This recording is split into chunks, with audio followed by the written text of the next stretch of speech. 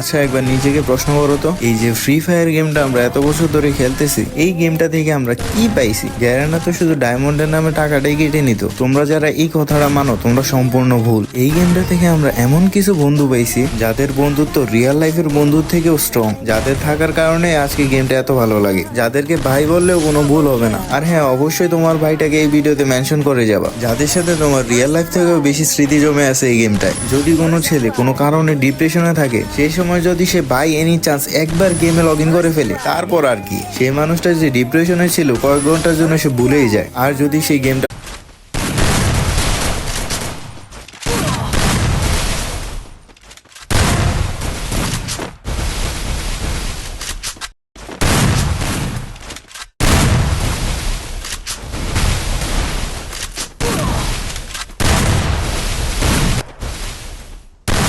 Double kill!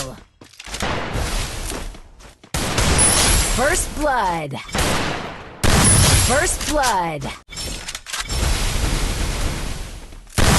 First blood! First blood!